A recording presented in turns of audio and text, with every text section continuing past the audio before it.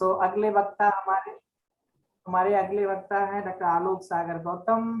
Doctor Gautam is मैंने जैसे पहले भी बताया कि हेमवती नंदन बहुगुणा केंद्रीय विश्वविद्यालय गढ़वाल में फिजिक्स डिपार्टमेंट में असिस्टेंट प्रोफेसर हैं। इन्होंने IITM फिजिक्स डिपार्टमेंट BHU से MSc की है। उसके बाद PhD करने के बाद इन्होंने काफ़ी साल ICTP वगैरह में पोस्ट डॉक करा और उसके पश्चात ये पिछले कई वर्षों से हेमवती नंदन बहुगुणा विश्वविद्यालय में शोध और शिक्षण का काम कर रहे हैं। काफ़ी एक्टिव हैं ये एरोसॉल और लाइटनिंग और इन सब एरियाज में इनका जो एक्सपर्टीज है और इनका जो टॉक है ये भी आप देख सकते हैं। इनकी जो व्याख्यान है आयन एरोसॉल इंट्रोडक्शन पे है। तो मैं ज़्यादा समय व्यर्थ न करते हुए आलोक जी आपसे रिक्वेस्ट करूंगा कि आप अगले 20-25 मिनट में अपना व्याख्यान हम सभी को बताएं। थैंक यू, धन्यवाद। आलोक प्लीज। धन्यवाद सर। मेरी आवाज आ रही है? हाँ जी, हाँ जी, फुल स्क्रीन कर दो। फुल स्क्रीन किया है सर। अच्छा, कोई नहीं है, लग आ नहीं रहा है। देखते हैं, स्लाइड चेंज करिए। नहीं, चेंज नहीं हो रही आपकी स्लाइड, फुल स्क्रीन नहीं हुई है या आपने शेयर गलत। हाँ, ये लास्ट ये सेकंड पे आ गए। हाँ, फिर से करिएगा।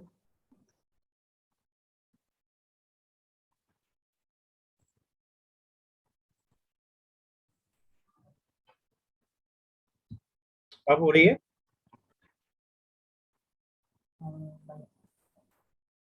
कोई बात नहीं, रमेश की तरह भी दे सकते हो, ऐसा कुछ नहीं है। I think it is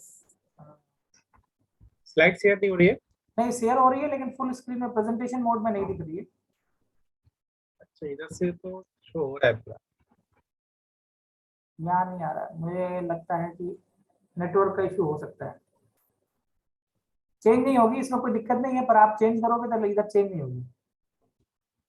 slide change करना। मैं स्लाइड चेंज कर रहा हूँ, नहीं हो रहा है? नहीं नहीं, इसीलिए ये दिक्कत।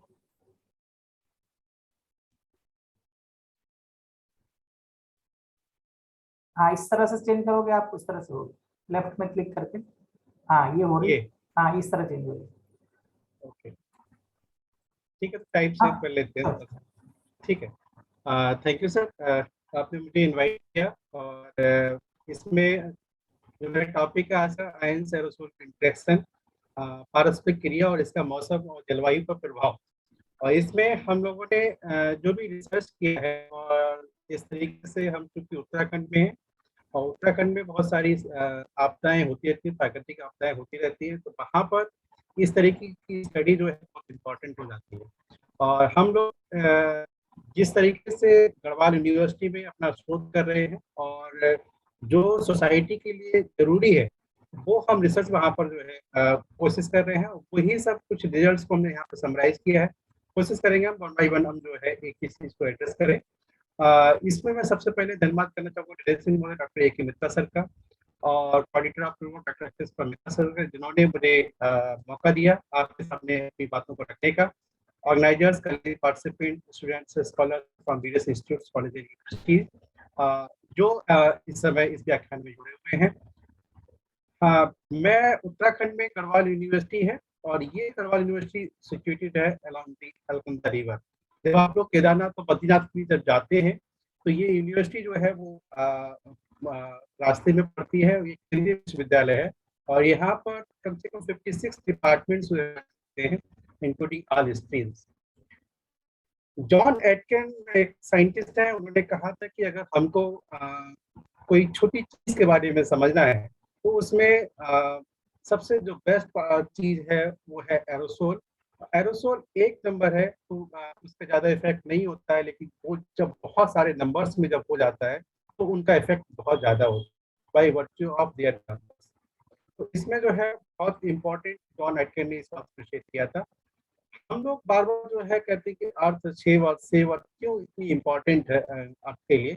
बिकॉज नंबर वन ये है कि इसकी जो लोकेशन है that is 1 astronomical distance from the sun. पहला एक रीजन ये है। Global average temperature 15 degree centigrade है। Details of the atmosphere and its composition, इसमें मेजर गैसेस हैं, एरोसोल्स और बहुत सारी चीजें हैं जो अर्थ पे प्रेजेंट है। ये हम जो है इसके एलिवेशन की बात करते हैं। ये जो कुछ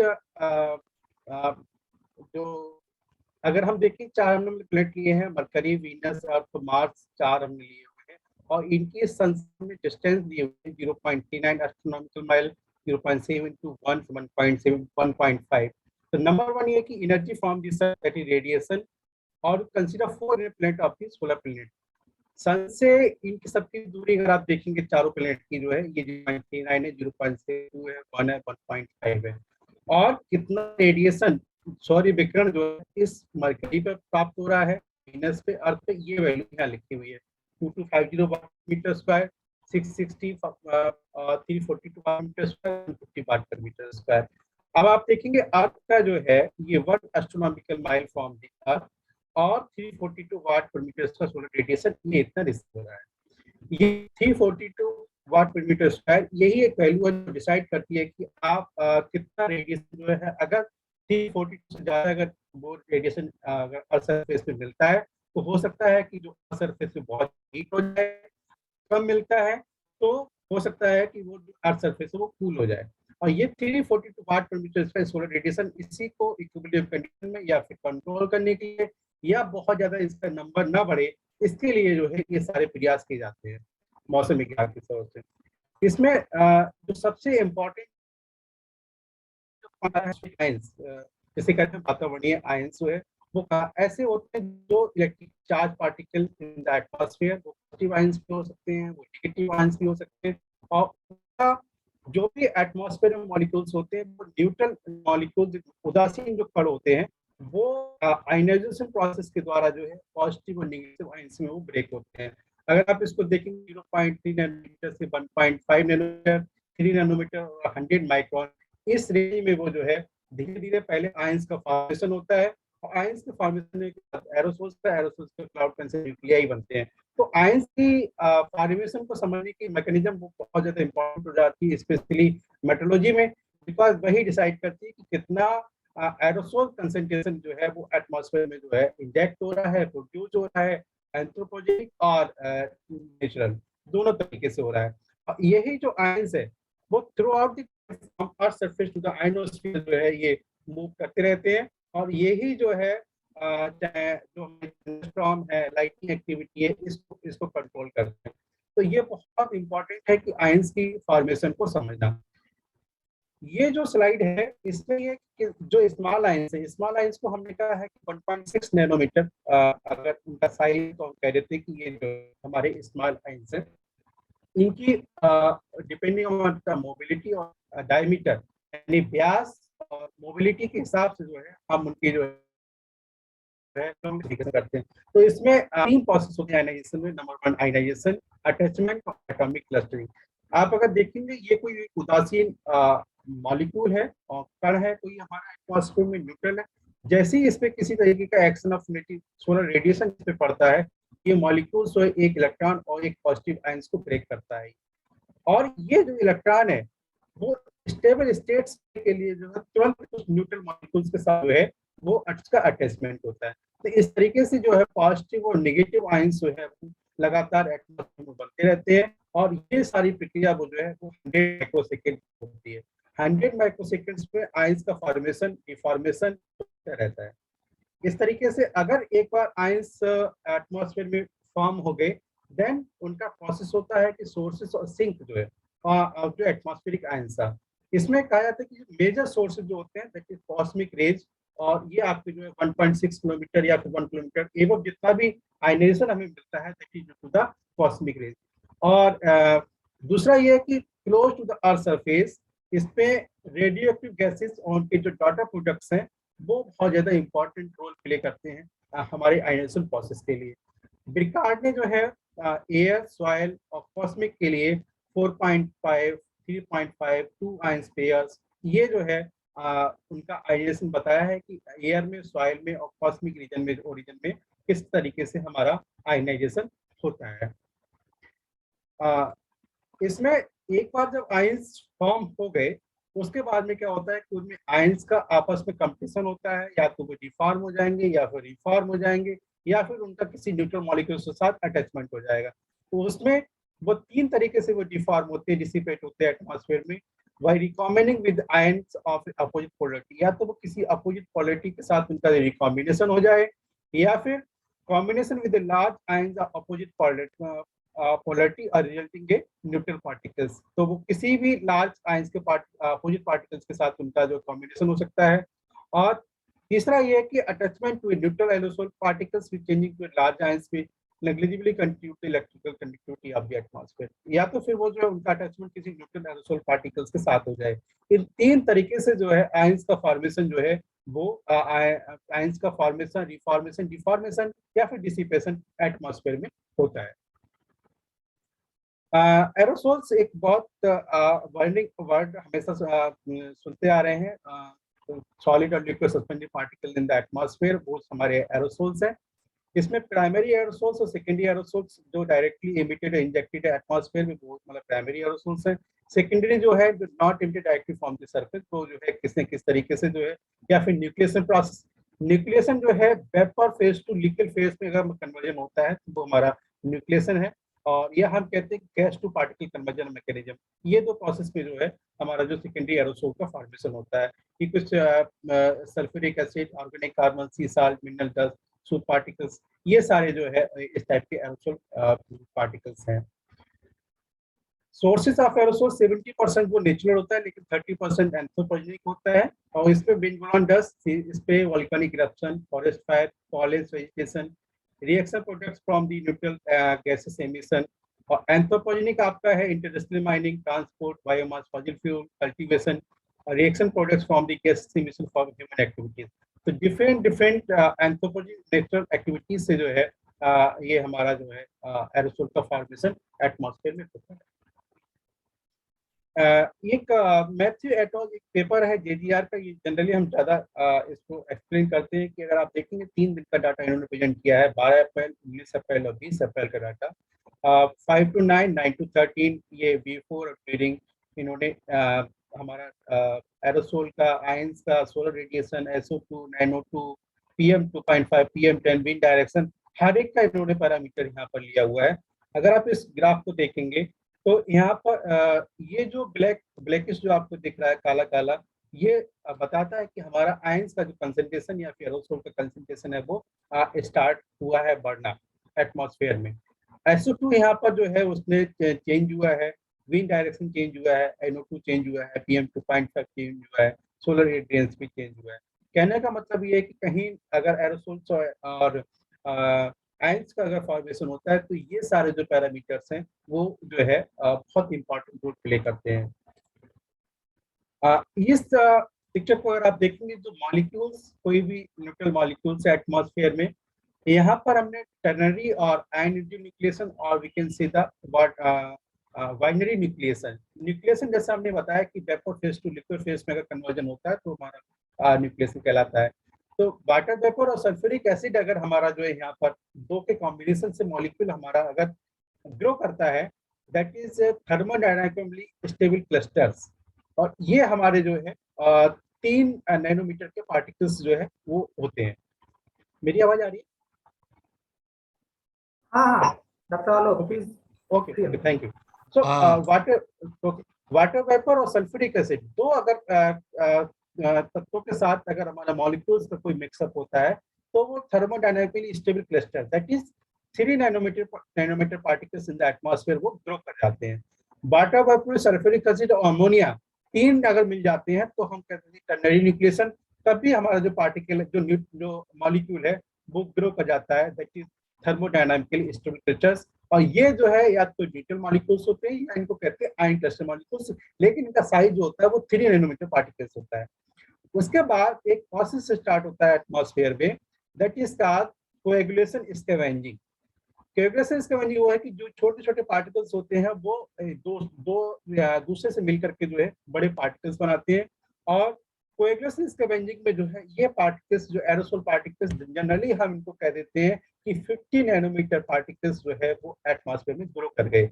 यानी जो मॉलिक्यूल्स हमारे 1.6 नैनोमीटर या फिर कुछ नैनोमीटर पार्टिकल्स थे, उनकी ग्रोथ जो है वो एटमॉस्फेयर में bye the process of coagulation scavenging, or we can say that by the process of the water vapor, sulfuric acid, water vapor, sulfuric and ammonia, they grow to the size of 3 nanometer particles in the atmosphere. अब जब aerosol particles 50 nanometre grow हो गए, उसके बाद again एक process start होता है atmosphere में, दैट इज कॉल्ड कंडेंसेशनल ग्रोथ। मतलब ह्यूमिडिटी और टेम्परेचर के साथ वो ग्रो करते हैं। अगर उनको ह्यूमिडिटी प्रॉपर मिल जाए तो वो क्लाउड कंडेंसेशन न्यूक्लियाई, ये क्लाउड फॉर्मेशन के लिए 80 नैनोमीटर पार्टिकल्स वो मोस्ट रेस्पॉन्सिबल होते हैं। ये जो है सीसीएल बनते हैं, वो 80 नैनोमीटर पार्टिकल्स एटमॉस्फेयर में ग्रो करते हैं।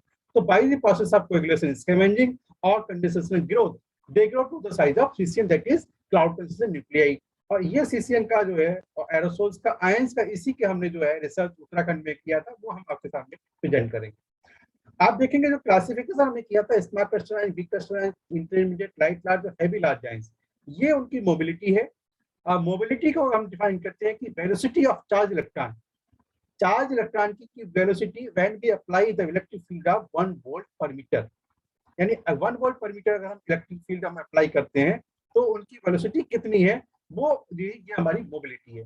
तो मोबिलिटी अगर आप देखते हैं small crystalline, big crystalline, intermediate, light large, heavy large, मतलब मोबिलिटी जो है स्मॉल आयंस की वो ज्यादा है और हैवी लार्ज आयंस की वो कम है।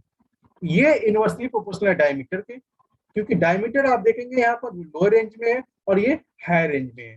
तो मोबिलिटी जो है वो इनवर्सली प्रोपोर्शनल डायमीटर के। इसका मतलब ये हुआ कि जो लोअर रेंज के पार्टिकल्स हैं, जो स्मॉलर साइज के पार्टिकल्स हैं, वो बहुत इंपॉर्टेंट रोल प्ले करते हैं वेदर और क्लाइमेट की, जब भी हम फिनोमेना को डिफाइन करते हैं।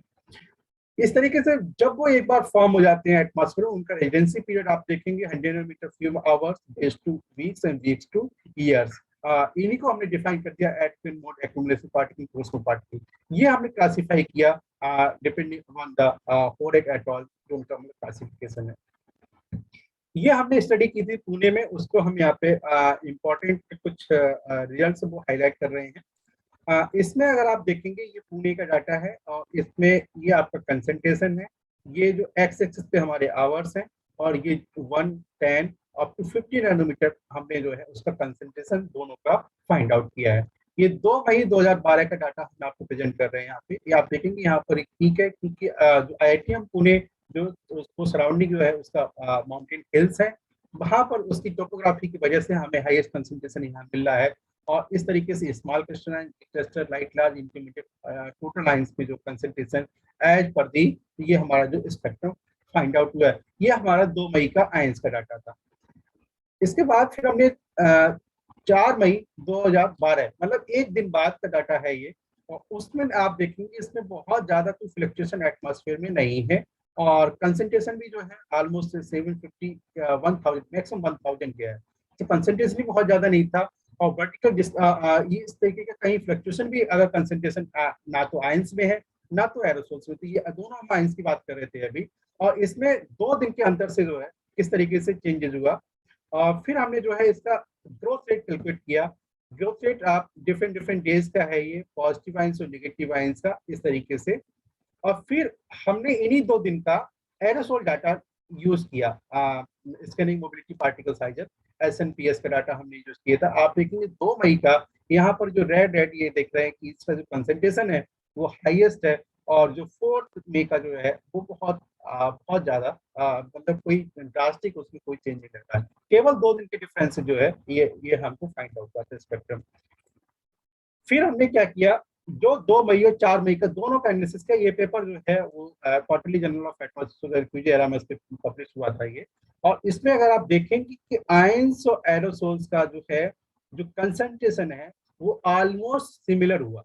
आप यहाँ पर देखेंगे इस वाले स्पेक्ट्रम में, एक यहाँ पर देखेंगे इस पीरियड में, यानी मॉर्निंग आवर्स में हमारे पास जो भी आयंस और एरोसोल का कंसंट्रेशन था, यानी या तो आयंस पूरे कन्वर्ट हो गए एरोसोल में, या फिर एरोसोल्स पूरा जो है वो आयंस में कन्वर्ट हो गए। मतलब ये हो कि जो आयंस हमारे फॉर्म हुए उन्होंने इतनी जल्दी जो है मल्टीपल चार्जेस में जो है एरोसोल को प्रोड्यूस किया। आप देखेंगे ये वाला जो डिप हुआ एरोसोल्स के कंसंट्रेशन में, वो due to the overcharging of the ions in particular that time. और फिर हमने 2 दिन के उसी पीरियड में हमने जब इसके कंडेंसेशन सिंक निकाला, मतलब कितना जो है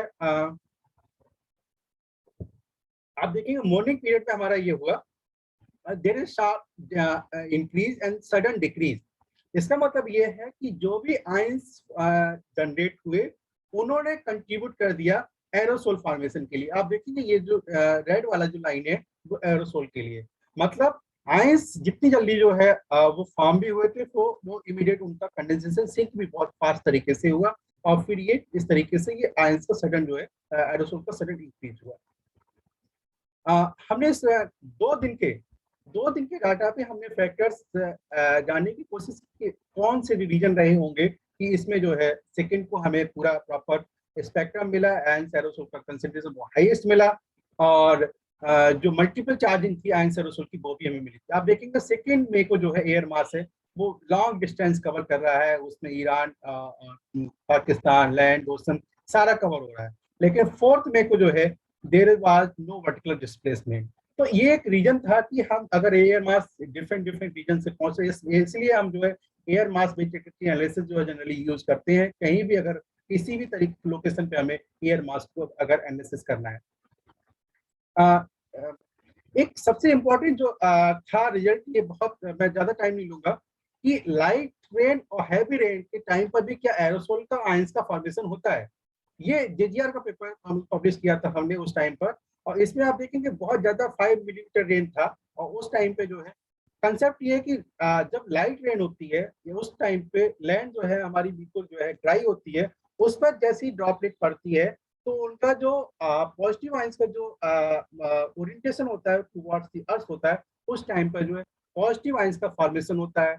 लेकिन जब जब बारिश सरप्लस हो जाती है, बहुत बारिश हो जाती है, तब भी बबल्स की जो स्प्लैशिंग होती है उससे भी जो है आयंस का फॉर्मेशन होता है। और आप देखेंगे हैवी रेनफॉल था, हैवी रेनफॉल के टाइम पे भी हमको जो है इंटरमीडिएट आयंस का फॉर्मेशन हुआ। कहने का मतलब ये कि जब लाइट रेन और हैवी रेन दोनों तरीके से जो है आयंस का फॉर्मेशन जो है हमको फाइंड आउट हुआ, और इसको हमने विलिंचार्ड इफेक्ट और लीनार्ड इफेक्ट दो से हमने इसको डिफाइन किया था कि जब लाइट रेन होता है तब भी आयंस का फॉर्मेशन होता है, और जब हैवी रेनफॉल होता है तभी आयंस का फॉर्मेशन। अनफॉर्चुनेटली होता है कि इसी तरीके के मेजरमेंट्स को हम लोग जो है स्किप कर देते हैं। कुछ कुछ रिजल्ट्स हैं जिसमें एयर क्वालिटी मॉनिटरिंग उत्तराखंड, इसमें हम एरोसोल ऑप्टिकल डेप्थ और एक्स्ट्रा एक्सपोनेंट, इसमें हमने जनरली ये देखा था कि clean condition mix aerosol anthropogenic biomass burning किस तरीके से उत्तराखंड में जो कि क्लीन स्टेट माना जाता है वहां पर किस तरीके की जो है जो एयर क्वालिटी है वहां पर है। ये हमने हरिद्वार से लेकर के और सतोपन ग्लेशियर चूंकि हमने वहां पे ब्लैक कार्बन एरोसोल्स का मेजरमेंट ले रहे हैं, तो लो altitude mixing of air different Heights, mountain Heights different different मिलेगी आपको, और वहां पर पॉल्यूटेड एयर और क्लीन एयर होगी, और फिर जो मिक्स्ड एयर पॉल्यूटेड एयर है वो ऊपर जाएगा, और फिर ग्लेशियर पर जाकर के जो है वो या तो डिपोजिशन होता है उसका, और फिर मेल्टिंग ऑफ कूलेट रेट जो सतहपन पे वो बहुत इंपॉर्टेंट रोल प्ले करता है। हमने फिर PM 2.5 PM10 की ऑब्जर्वेशन स्टडी हमने किया गढ़वाल रीजन में, और इसमें हमने PM 2.5 PM10 के हाई वॉल्यूम सैंपलर जो है हमने यूज किए।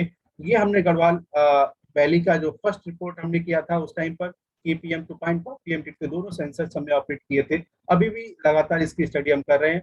आप अगर देखेंगे कि ये इसके स्टैंडर्ड हैं, ये दोनों national ambient air quality standard of PM 2.5 PM10, और देखिए हम यहाँ पर देखेंगे जून का जो है ऑलमोस्ट जो है 50-60 जो है डबल जो है कंसंट्रेशन जो है हम गढ़वाल वैली, जो कि बहुत क्लीन गढ़वाल वैली मानी जाती है, वहां पर इस तरीके के जो पॉल्यूटेंट्स का जो है प्रेजेंस वो कहीं ना कहीं पर जो है एक इंडिकेशन है कि कुछ ना कुछ एयर मास जो कहीं डिफरेंट डिफरेंट लोकल से वहां पहुंच रहा है। ये कुछ रिजल्ट्स हैं जो India first high cloud observatory के हैं, और इसमें ये IIT कानपुर के साथ कोलैबोरेशन में है। ये SRT कैंपस है गढ़वाल यूनिवर्सिटी का, इस पे इमीडिएट क्लीन एटमॉस्फेयर होता है, फिर इमीडिएट क्लाउडी हो जाता है, फिर अगर आप इसको देखेंगे फिर स्नोफॉल भी हो जाता है। तो डिफरेंट डिफरेंट वेदर कंडीशन में हमने जो है क्लाउड कंडेंसेशन न्यूक्लियाई जो 80 नैनोमीटर पार्टिकल्स हैं वो किस तरीके से जो है क्लाउड के फॉर्मेशन में रोल प्ले करते हैं, क्योंकि क्लाउड वर्स्ट जो है उत्तराखंड का एक मोस्ट वार्निंग जो है इस समय रहा है, और लगातार जो है इस तरीके की आपदाएं जो है जैसे ही मानसून सीजन आता है वहां पे क्लाउड बर्स्ट होता रहता है। तो सीसीएन का रोल किस तरीके से फॉर्मेशन होता है वहां पर वो हमने जो है सीसीएन क्लाउड कंसेंट्रेशन की तरफ से हमने समझने की कोशिश की थी। ये हमने सीसीएन काउंटर यूज किया, aethalometer, black carbon, nano SMPS, SO2, PM sampler, registration, ये सारे इंस्ट्रूमेंट्स को लेकर के हमने जो है अपनी एनालिसिस की थी। और इसकी जो टोपोग्राफी है क्लाउड ऑब्जर्वेटरी की डिफरेंट डिफरेंट माउंटेन क्लाउड्स पे है, ये बहुत इंपॉर्टेंट है क्योंकि क्लाउड का जो मूवमेंट है वो सडन क्योंकि उत्तराखंड में जो है दो रीजन है, गढ़वाल रीजन, कुमायूं रीजन। तो वो क्लाउड्स के जो फॉर्मेशन है वो एक पर्टिकुलर जगह पे किस तरीके से होता है, ये हमने जो है वहां पर समझने की कोशिश की थी। Cloudy, clear, snowfall, forest fire बहुत ज्यादा होता है उत्तराखंड में, पार्सली क्लाउडी है। इन सब डिफरेंट डिफरेंट वेदर कंडीशन में जो है हमने सीजन को हमने मेजर किया था। आप देखेंगे इस पिक्चर में जो है इसमें during the forest fire Uttarakhand में जैसी मार्च का महीना शुरू होता है और ये सितंबर तक जो है वह फॉरेस्ट फायर बहुत हैवी फॉरेस्ट फायर होता है। या आप देखेंगे यहाँ पर जो है इस तरीके से जो है सीसीएन का कंसंट्रेशन सडन इंक्रीज हुआ और फॉरेस्ट फायर एक बार जो है एटमॉस्फेयर में गया, उसकी वजह से जो नई पॉल्यूशन वहां होता है उसकी वजह से सीसीएन का कंसंट्रेशन हुआ।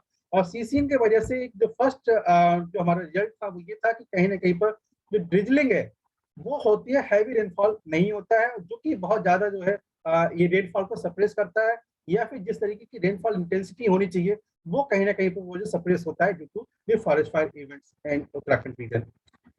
और फिर हमने एयर मास वेक्टर इसका monsoon, post monsoon, pre monsoon, winter season में किया था कि किस तरीके से किस एयर मास के साथ जो है इसका मतलब क्लस्टर एनालिसिस में कितने परसेंट एयर मास जो है उस रीजन में पहुंच रहा है इन सारे रीजन में। हमने क्लियर, क्लाउडी और रेनी और स्नोफॉल टेस्ट किए डिफरेंट डिफरेंट वेदर कंडीशन, जैसा मैंने बताया।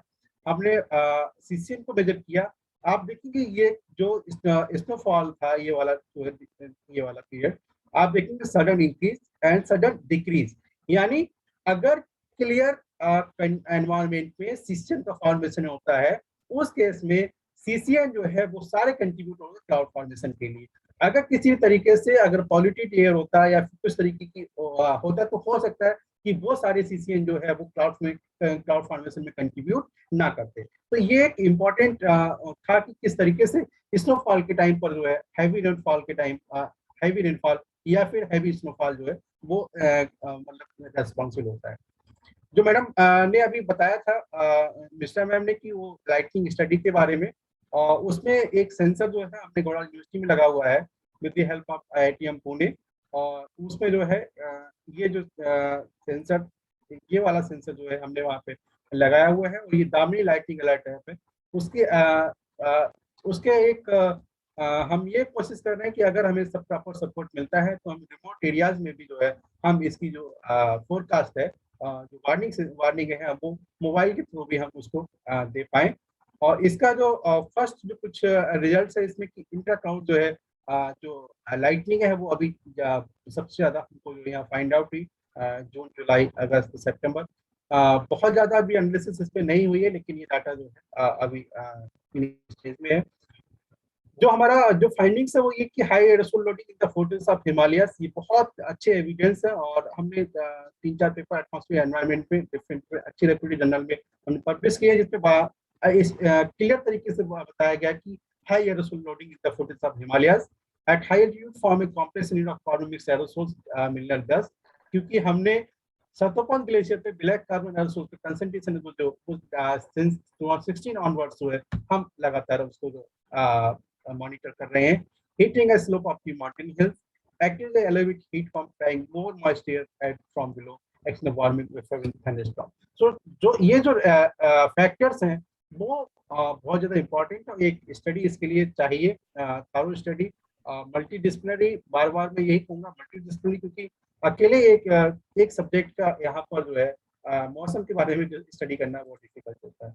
ये मेरी टीम है जिसमें संजीव, करण, सारे रिसर्च स्कॉलर्स हैं। जो गढ़वाल यूनिवर्सिटी में कुछ इंस्ट्रूमेंट जो इस समय हमारे पास अवेलेबल है और जो कंटिन्यूस रन कर रहे हैं, नैनो एसएमपीएस है और AWS SO2 एथोलोमीटर, ये सारे इंस्ट्रूमेंट्स जो गढ़वाल यूनिवर्सिटी हमने इसमें इंस्टॉल किए हैं। So thank you. Thank you, धन्यवाद डॉक्टर आलोक। बहुत अच्छा लगा, आपका कैंपस बहुत खूबसूरत है। तो ऐसे जगह पे एरोसॉल का हिमाचल और उत्तराखंड पोल्यूशन के पॉइंट ऑफ व्यू से काफी क्लीन माना जाता था कुछ सालों पहले तक। ये एरोसॉल और इनका इम्पोर्टेंस पिछले कुछ वर्षों में काफी बढ़ा है। और जो आप बोल रहे हैं लोडिंग और ब्लैक कार्बन और एरोसॉल मिनरल डस्ट वगैरह की जो स्टडी आप कर रहे हैं, तो मुझे लगता है सर्टेनली आगे फ्यूचर में इनका काफ़ी महत्व है और ये काफ़ी जनोपयोगी होंगी और काफ़ी ज़रूरी हैं। और अच्छा लगा कि आप पृथ्वी विज्ञान मंत्रालय के साथ ऑलरेडी मिल के काम कर रहे हैं, तो हम भी कोशिश करेंगे कि हमारे संस्थान से भी आप हम सब भी मिलकर के आपके साथ कुछ साथ में काम कर सकें। किसी का कोई सवाल है तो पूछ सकता है, अंग्रेजी में भी पूछ सकते हैं। हमारे सारे व्याख्याता जो हैं वो अंग्रेजी में भी एक्सपर्ट हैं। जो डॉक्टर अबू सरिया एक बार उन्होंने बताया था कि जो मातृभाषा बोल रहा है, राजभाषा हिंदी बोल रहा है, उसको अंग्रेजी भी अच्छी आती है। इसका मतलब है नहीं कि आप हिंदी में ही पूछ सकते हैं, अंग्रेजी में ही पूछ सकते हैं। अच्छा, मेरा एक क्वेश्चन है। जी sir. Yes sir, yes sir. ये रिसेंट जो लिटरेचर है ना, उसमें जैसे एरोसोल पोल्यूशन के लिए, फॉग फॉर्मेशन के लिए तो बहुत ही महत्वपूर्ण है, बट पहले जैसे सीजनल स्केल में, क्लाइमेट स्केल में इनका इम्पैक्ट था, तो मॉडल में ये सब इंक्लूड किया गया है। बट पिछले 5-10 साल में बहुत रिसर्च पेपर आए हैं जिसमें एरोसोल का impact short and medium range में भी देखा जा रहा है। तो इसलिए जो मॉडल है उसमें एरोसोल डायरेक्ट इनडायरेक्ट इम्पैक्ट, वो सब कंप्यूटेशन, वो काफी आगे, मतलब मॉडल्स आर कैपेबल। तो आपके नॉलेज में जैसे मान लीजिए मॉडल में हम इसको डालना चाहेंगे, तो जैसे मीडियम रेंज मॉडल होता है उसमें डेली इनिशियल कंडीशन बनता है, तो इसीलिए जो डेली लेवल पे ग्रिडेड डाटा, जो कॉम्बिनेशन ऑफ सैटेलाइट और इन सिटू ऑब्जर्वेशन, ऐसा कोई डाटा उपलब्ध है रियल टाइम में जो मिले, ऐसा आपके नॉलेज में कुछ है? सर एरोसोल का जनरली हम PM 2.5 या PM10 का ही डाटा जो है डेली डाटा मिल जाता है। और एरोसोल में हमें एरोसोल ऑप्टिकल डेप्थ और angstrom exponent and single scattering albedo SSA, ये 3-4 पैरामीटर्स हैं जिनके बेसिस पे हम जो है मॉडलिंग में एज ए इनपुट इसको इस्तेमाल कर सकते हैं। ये रियल टाइम में डेटा मिल जाएगा? नहीं, मेरा क्वेश्चन ये था कि जैसे पास्ट केसेस में आप पुराने डाटा में तो केस स्टडी कर सकते हैं, बट हम लोग यहाँ पे रियल टाइम का बात कर रहे हैं। जैसे हम लोगों का मॉडल रियल टाइम में यस सर। आज स्थिति क्या है और अगले 10 दिन का फोरकास्ट क्या होगा। तो आज जैसे मॉडल फोरकास्ट सुबह 10 बजे बनता है, तो मान लीजिए पिछले एक दिन का data, gridded data, preferably either Indian area और ग्लोबल एरिया, वो आपके नॉलेज में किसी सोर्स से मिल सकता है या कोई प्रयास कर रहा है डाटा रियल टाइम में बनाने का, ग्रिडेड डाटा? सर एट प्रेजेंट तो मेरी नॉलेज में नहीं है, और अगर कुछ होता है तो डेफिनेटली सर मैं शेयर करूंगा sir. Okay, thank you. Thank you Alok, thank you very much, धन्यवाद। तो इसी के साथ हम कोशिश करेंगे कि हम 10 मिनट लेट हैं अभी, कोई बात नहीं। अगले जो हमारे वक्ता हैं उनके व्याख्यान की तरफ डॉक्टर तीर्थंकर घोष, आप सुन पा रहे हैं मुझे? हाँ अखिलेश जी, मैं सुन पा रहा हूँ। Thank you. तो एक संक्षिप्त परिचय दे दूं मैं, डॉक्टर घोष। हाँ, आपका कैमरा ऑन हो गया, थैंक यू। तो एक संक्षिप्त परिचय दे दूं मैं, डॉक्टर घोष इनका जो अभी एसोसिएशन है, अभी ये statistics department institute of science विश्व भारती यूनिवर्सिटी शांति निकेतन में है। और इनका जो इंटरेस्ट है एटमॉस्फेरिक साइंस में, इन्होंने काफी काम किया है। इन्होंने असिस्टेंट प्रोफेसर होने का, इनकी PhD और इनका जो पास्ट वर्क है सारा पोस्ट डॉक्टर फेलोशिप इन्होंने फ्लोरिडा स्टेट यूनिवर्सिटी से की है। और कल्याणी यूनिवर्सिटी में इन्होंने मैथमेटिक्स में, मैथमेटिकल साइंसेज में काफी अवार्ड जीते हैं। MSc स्टैटिस्टिक्स भी कल्याणी से की इन्होंने। और प्रोफेसर TN कृष्णमूर्ति के साथ लगभग 4 सालों तक 2013 से 17 तक ये पोस्ट डॉक रहे। और इनका काम स्टॉर्म, मुझे याद है मल्टी मॉडल एंसेंबल में और स्टॉर्म ट्रैक वगैरह इम्प्रूवमेंट में इन्होंने काफी अच्छी रिसर्च की कृष्णमूर्ति के साथ। आज की इनकी टॉक हालांकि थोड़ा डिफरेंट, अलग विषय पे है, जो काफी बर्निंग इशू है हमारे क्या लगभग साहित्य विज्ञान के हर क्षेत्र में, आर्टिफिशियल इंटेलिजेंस और मशीन लर्निंग। तो जिसकी ये क्लास भी लेते हैं, तो मैंने इनसे अनुरोध किया और ये बहुत सहर्ष इन्होंने स्वीकार किया इस विषय पे व्याख्यान देने का। तो मैं आगे कोई समय व्यर्थ न करते हुए तीर्थंकर जी आपसे अनुरोध करूंगा कि आप अपना व्याख्यान हम सभी को प्रस्तुत करें। थैंक यू, धन्यवाद। धन्यवाद अखिलेश जी, मुझे यहाँ कुछ बोलने के लिए आपने आमंत्रित किया। मैं आप लोगों का आभारी हूँ, स्पेशली जो प्रमुख है आपके केंद्र का। तो मैं वैसे आप जैसे बताए सभी को मैं दोबारा दोहराना चाहता हूँ कि मैं मेरा जो बैकग्राउंड है वो मेट्रोलॉजी नहीं है और ट्रेनिंग से मैं एक स्टैटिस्टिशियन हूँ, लेकिन प्रोफेसर टी.एन. कृष्णमूर्ति के साथ काम करते हुए मुझे थोड़ा तजुर्बा है और अभी भी मैं थोड़ा बहुत काम करता भी हूँ। और उनके साथ भी मैं जो काम किया था लास्ट में, उसी काम को थोड़ा बहुत ब्यौरा हम यहाँ पे देंगे। तो पहले हम शुरू करते हैं अभी प्रेजेंटेशन, और बीच में अगर किसी का कोई प्रश्न हो तो जरूर मुझे रोकने के लिए बोले।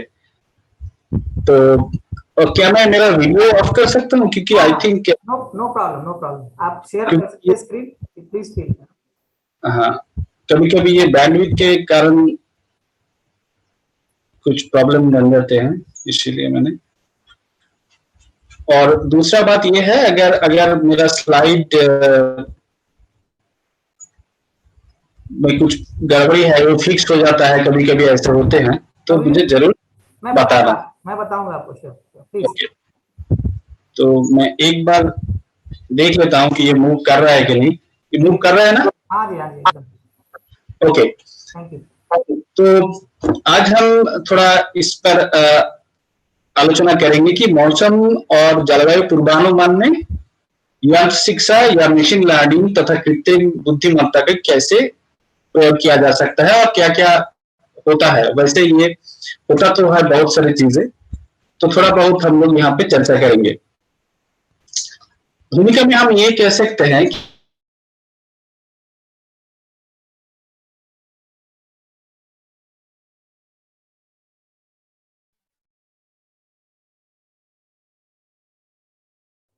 शशांकर, आपकी आवाज नहीं आ रही।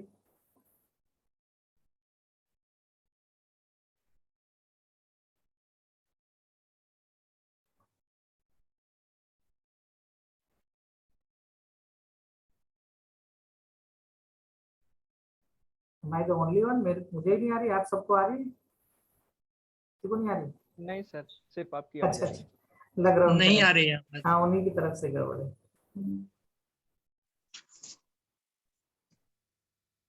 तो मतलब एक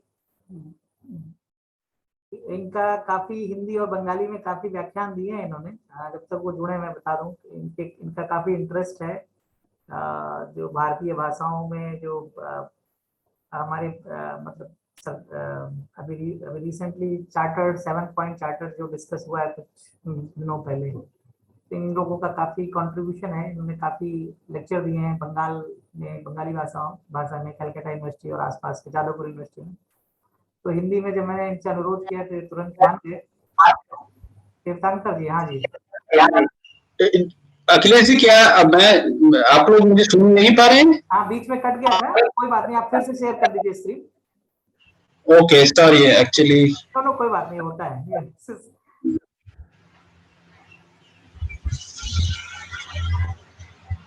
हाँ जी, यस, गो अहेड। तो हम इसी पे थे, इंट्रोडक्शन स्लाइड में थे, हम लोग भूमिका में थे। हम लोग जो बात कर रहे थे कि इंट्रोडक्शन की जो 1922 का जो काम है उसी से शुरुआत हुआ था, लेकिन चार्ली और उसके साथियों ने इसको जो आगे बढ़ाया, वही प्रगति अभी भी चल रहा है। अभी NWP का स्वर्ण युग हम लोग कह सकते हैं, क्योंकि ये बहुत अच्छा पूर्वानुमान अभी इस मामले में अभी हो रहा है और हम लोग काफी इसका एक्सपीरियंस भी करते हैं। अभी जो सामान्य लोग हैं वो भी आप मोबाइल फोन से यहाँ पे फोरकास्ट देखते हैं, पूर्वानुमान देखते हैं, उसके प्लानिंग करते हैं। तो ये तो एक अच्छी चीज है, लेकिन कंप्यूटर साइंस यानी कि कंप्यूटर विज्ञान का जो प्रगति है उसका भी बहुत सारे हिस्सा इस NWP की जो सक्सेस है, इसका जो कामयाबी है इसमें है। लेकिन एक चीज हम लोगों को मानना पड़ेगा कि NWP एक्चुअली कंप्यूटेशनली बहुत एक्सपेंसिव है, ये बहुत दुर्मिल है कंप्यूटेशन की जो मामले में। इसीलिए कुछ छोटा बहुत एफर्ट से आप इसको कर नहीं पाओगे। कुछ स्टैटिस्टिकल मॉडल या सांख्यिकी मॉडल है जो थोड़ा बहुत लिमिटेड कंप्यूटेशंस में भी होता है, लेकिन वो उस हद तक नहीं जाता जिस हद तक NWT जा सकता है, तो वो भी एक लिमिटेशन है स्टैटिस्टिकल मॉडल्स की। लेकिन हम लोग ये भी जानते हैं कि पिछले जो कुछ दशकों में मशीन लर्निंग यानी यंत्र शिक्षा की जो क्षेत्र है वहां पे बहुत सारी प्रगति हुई है और अभी लगभग जीवन के हर क्षेत्र में इसका इस्तेमाल और सफल प्रयोग भी हो रहा है। तो इसी मामले को देखते हुए जो मेट्रोलॉजिस्ट है, जो लोग मौसम विभाग में काम करते हैं, वो भी इसके ऊपर ध्यान दिया और अभी इसमें भी बहुत सारे काम हो रहे हैं और हम लोग आगे भी बढ़ रहे हैं। तो अगर हम थोड़ा बहुत AI, ML या DL मतलब artificial intelligence, ML, machine learning and deep learning के बारे में बात करें तो ये कुछ टाइम में लोग थोड़ा डिफरेंस तो समझते हैं कि ये अलग अलग है, लेकिन ये अलग नहीं है। हालांकि अगर ये एक वेन डायग्राम की तरीके से देखा जाए तो AI सबको हम एक साथ AI भी कह सकते हैं।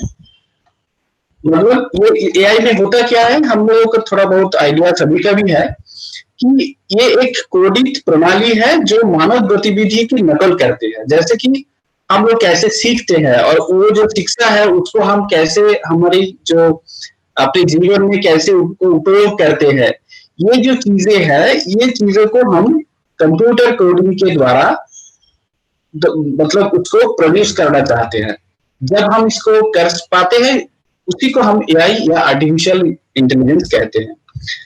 जहां तक ML या मशीन लर्निंग या यंत्र शिक्षा की बात है, वो क्या हम लोग इसको कह सकते हैं कि डेटा या सूचना की उपयोग करते हुए हम लोग जो एल्गोरिदम या मॉडल को विकसित करते हैं उसी को हम ML कह सकते हैं।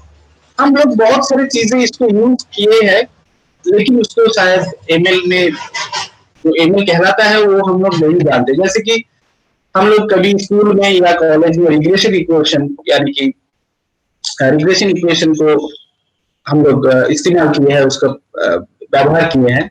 तो रिग्रेशन इक्वेशन भी हम कंप्यूटर के द्वारा उसको इस्तेमाल करते हुए कोई जो नया इनपुट देते हैं तो वो रिग्रेशन इक्वेशन को अपने आप यूज करके उसका जो कंप्यूटर वैल्यू है वो भी दे सकता है। तो वो भी एक ML का एग्जाम्पल है। हम लोग आगे और भी कुछ एग्जाम्पल को देंगे। जहां तक डीप लर्निंग का सवाल है, ये भी एक कंप्यूटर कोडित प्रणाली है, लेकिन इसमें क्या किया जाता है, हम लोग जैसे सीखते हैं उसी सीखने का जो प्रयास या प्रणाली है, उसी प्रणाली को मिमिक करते हुए मतलब उसको नकल करते हुए ये एल्गोरिदम बनाया जाता है कि ह्यूमन बीइंग जैसे सीखते हैं उसी को कंप्यूटर की कोडिंग में उसको अप्लाई करते हुए ये डीप लर्निंग को बनाया जाता है। और इसमें आप लोग शायद जानते होंगे कि जो हम लोग जैसे सीखते हैं कि हम लोग को कोई भी सेंसेशन या जो संवेदनशीलता है वो हम स्नायु से लेते हैं, उस स्नायु को और एक स्नायु में ट्रांसफर करते हैं। स्नायु में कुछ मेमोरी भी होते हैं, वो जब ट्रांसफर करते हैं तो वो जो इंफॉर्मेशन है उसको कुछ मेमोरी को अपना मेमोरी से कुछ इंफॉर्मेशन लेते हुए नया इंफॉर्मेशन को ट्रांसफर करते हैं। तो ये सारे कॉम्प्लेक्स जो प्रोसेस है, इसी प्रोसेस को थोड़ा बहुत हम लोग कंप्यूटर में करते हैं। तो थोड़ा बहुत अगर इतिहास के बारे में, संक्षिप्त इतिहास के बारे में कहा जाए मशीन लर्निंग या AI के बारे में, तो ये बहुत बोलने की जरूरी है कि इसका शुरुआत हुआ था मैककलन एंड पीट्स ने 1943 में शुरू किया था, लेकिन थोड़ी दिन बाद ही इसका जो मतलब उत्साह है ये कम पड़ गया था 1960s के अराउंड, क्योंकि एक्चुअली कंप्यूटर तब नहीं थे। ये जो अगर आप मैन्युअली करने की कोशिश करोगे तो ये बहुत कंप्यूटेशनली मतलब कठिन है। कठिन मतलब टीडियस है, ये बहुत टाइम लगता है, इसमें जटिलता कम है लेकिन रिपीटेशन ज्यादा है, मतलब आपको एक ही चीज बार बार करना होगा। 1970s में जब बैक प्रोपगेशन एल्गोरिथम इसके आने के बाद इसमें दोबारा लहर आ गया इसमें और कुछ सफलता भी मिली। लेकिन उसका जो असली सफलता है वो एक्चुअली मिला कंप्यूटर के जो प्रगति है उसके साथ साथ ही, क्योंकि जैसे मैंने बताया कि इसमें कंप्यूटेशन यानी कि जो गणना की बहुत सारे चीजें हैं, तो कंप्यूटर की बढ़ोतरी भी हुई, तो ये जो प्रोसेस एल्गोरिदम है इसका भी बहुत सारे लोकप्रियता मिला। दूसरा बात है कि जब से इंटरनेट आया, मतलब डेटा शेयरिंग शुरू हुआ। दूसरी बात जो CNN कन्वोल्यूशनल न्यूरल नेटवर्क जब से शुरू हुआ, और तीसरी है बात कि जो GPU ग्राफिकल प्रोसेसिंग यूनिट जब से हम लोग देख पाते हैं, तब से ही एक्चुअली न्यूरल नेटवर्क का जो एक्चुअल जो एडवांसमेंट या बढ़ोतरी वो तब से शुरू हुआ। तो ये थी इसकी संक्षिप्त जो इतिहास। जहां तक इसका कृत्रिम बुद्धिमत्ता का जहां तक एप्लीकेशन का सवाल है, हम लोग जानते हैं हम थोड़ा बहुत जिक्र यहाँ पे भी करते हैं, जैसे कि I'm not sure why it's not coming.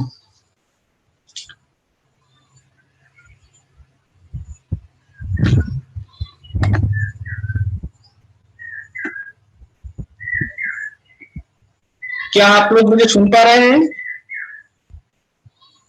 Yes. Akhilesh ji? Okay.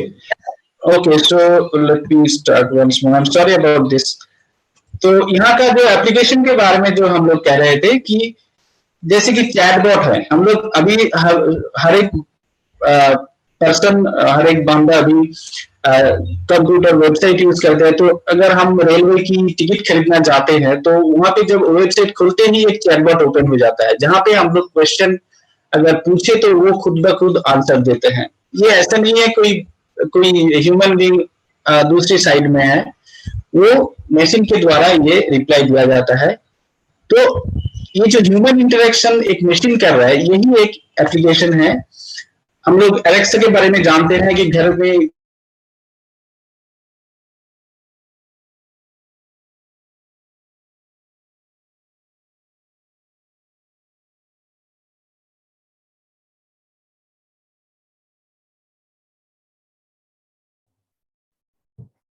Slide चल रही है, आवाज चली गई तीर्थंकर? माइक्रोफोन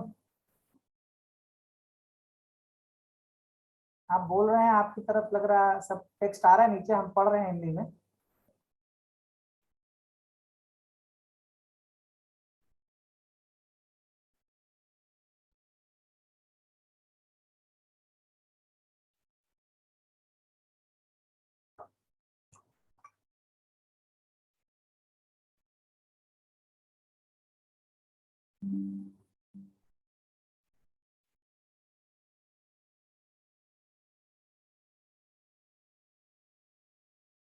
डॉक्टर घोष,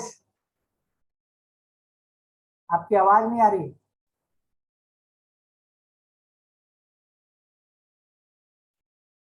स्लाइड चल रही है आपकी, पर आपकी आवाज नहीं आ रही।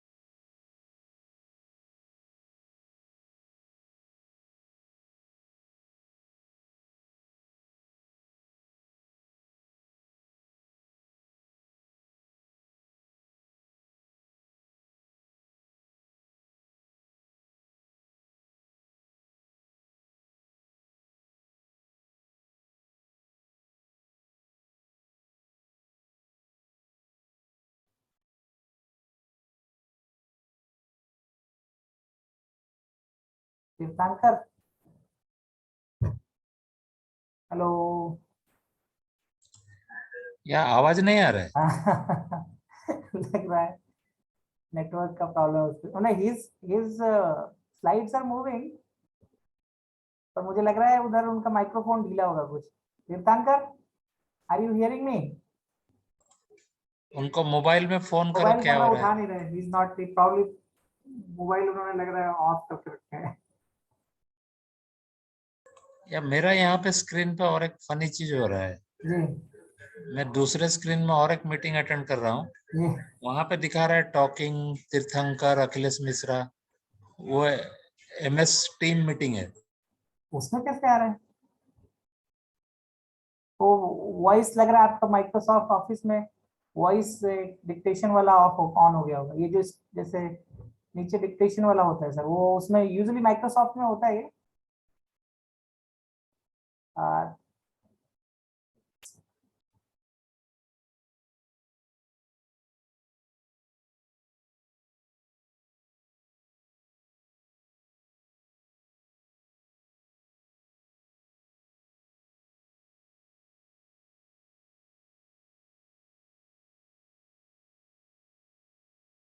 So can we go ahead with the अगला टॉक जो हाँ, है? That's what I was thinking. मैं इनको हो कनेक्शन, सकता है कुछ टेक्निकल प्रॉब्लम है, दोबारा ठीक करेंगे ठीक इसको। ठीक ठीक, मैं इनको बंद करता हूँ।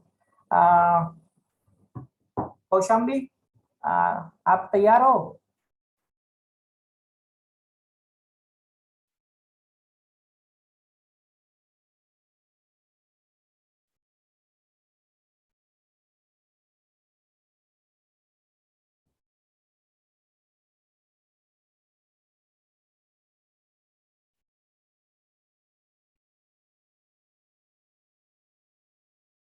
कौशाम्बी,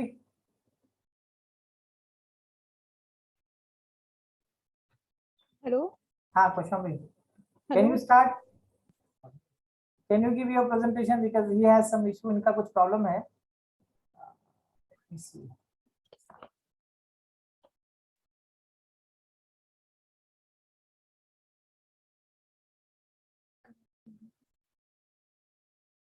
दिखाई पड़ रहा है? Hello yes sir. Okay, so Kaushambi, अगली मुझे लगता है कुछ प्रॉब्लम आ गई डॉक्टर तीर्थंकर की साइड में, तो हम देखेंगे अगर वो फिर से जुड़ पाते हैं। तब तक अगर अगले टॉप पे हम चले जाएं। अगली वक्ता हमारे संगोष्ठी की कौशाम्बी ज्योति हैं। ये अभी हमारे यहाँ PhD स्टूडेंट है, रिसर्च स्कॉलर हैं। इनकी जो व्याख्यान का टॉपिक है वो ऑब्जर्वेशनल नेटवर्क पे है। तो कौशाम्बी, आप प्लीज अपना शेयर करें स्क्रीन और व्याख्यान दें।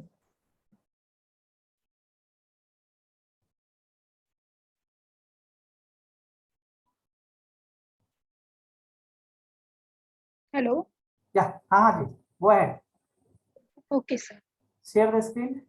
Yes sir.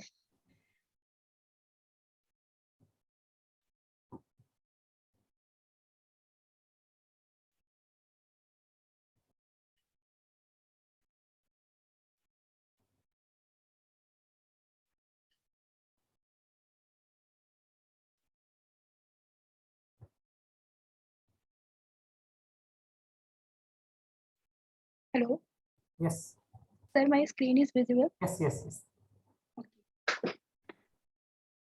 नमस्कार, मेरा नाम कौशाम्बी ज्योति है। मैं राष्ट्रीय मध्यम अवधि मौसम पूर्वानुमान केंद्र में कनिष्ठ अनुसंधानकर्ता के रूप में कार्यरत हूँ। आज की इस हिंदी वैज्ञानिक संगोष्ठी में मेरे व्याख्यान का जो शीर्षक है वो है मौसम का अवलोकन तंत्र।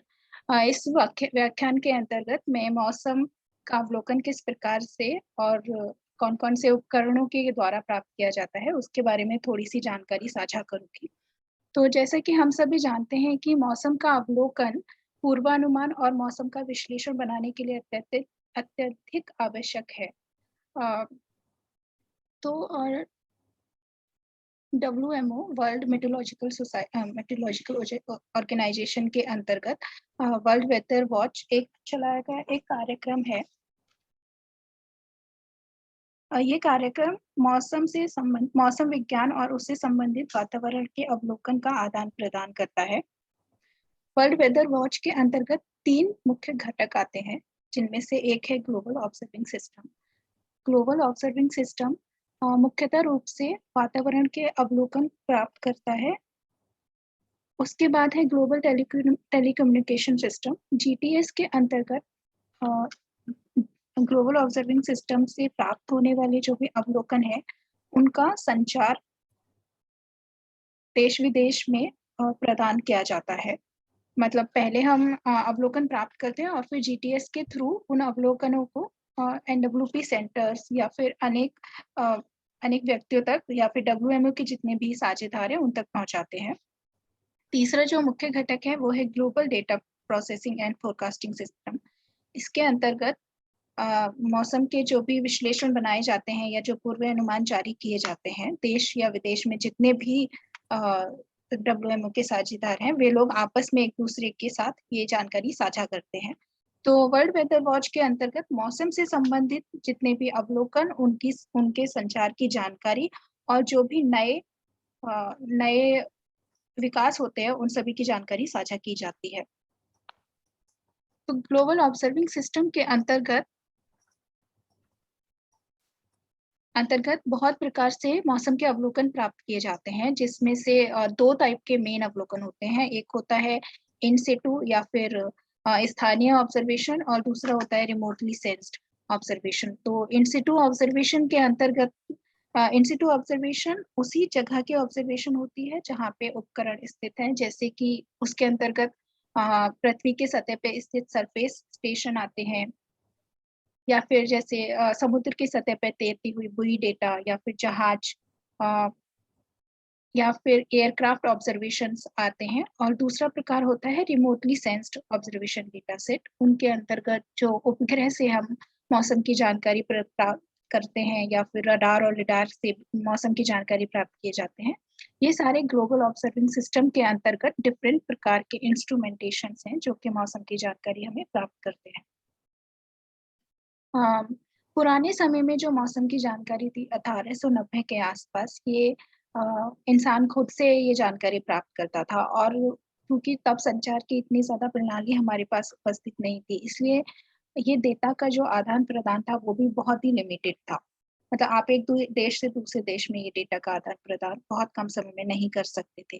धीरे धीरे जैसे जैसे तकनीकी विकास हुआ, उस हिसाब से 1938 के आसपास पहला मौसम वेदर बलून जो था रेडियो सॉन्डे नेटवर्क स्थापित किया गया, और जमीन से लेके काफी ऊंचे पृथ्वी के वायुमंडल की काफी ऊंचाई तक साउंडिंग ऑब्जर्वेशंस हमें प्राप्त होने लगी।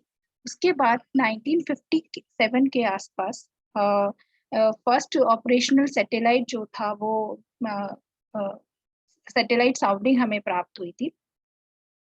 उसके बाद ये साउंडिंग जो है वो जो स्टेशनरी और पोलर ऑर्बिट्स दोनों टाइप से हमें प्राप्त होने लगी।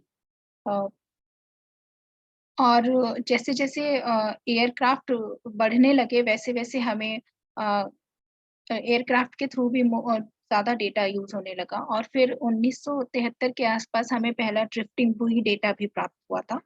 उसके अलावा आज के टाइम पे हमारे पास जो ऑब्जर्वेशंस हैं वो एयरक्राफ्ट से, बुई से और जहाज से, रेडियो सॉन्डे, पायलट बलून और सैटेलाइट वगैरह से प्राप्त होती हैं, और ये ऑब्जर्वेशंस हमें वास्तविक समय में प्रदान की जाती हैं।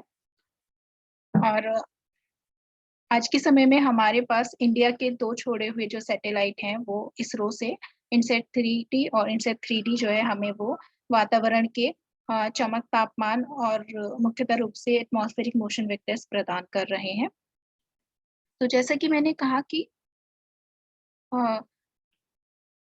संख्यात्मक मौसम प्रणाली के अंतर्गत जो एटमॉस्फेरिक ऑब्जर्वेशंस हमें प्राप्त होती हैं वो 2 टाइप से प्राप्त की जाती हैं। एक होता है इन सिटू या स्थानीय ऑब्जर्वेशंस, उसके अंतर्गत भी सतह पर प्राप्त होने वाले ऑब्जर्वेशंस और अपर एयर ऑब्जर्वेशंस प्राप्त किए जाते हैं। इनके बारे में मैं डिटेल में जानकारी आगे साझा करूंगी।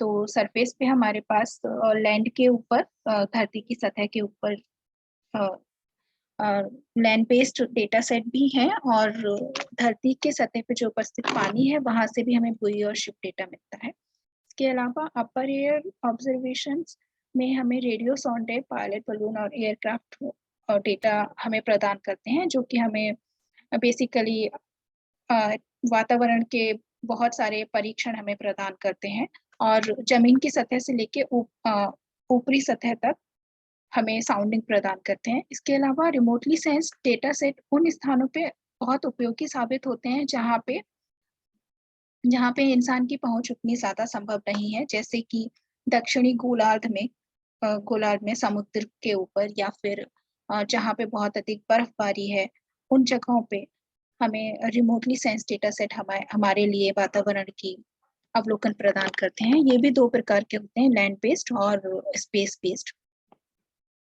तो स्थानीय सतह के ऑब्जर्वेशन में एक मुख्यतः तौर पे ऑटोमेटिक वेदर स्टेशन है।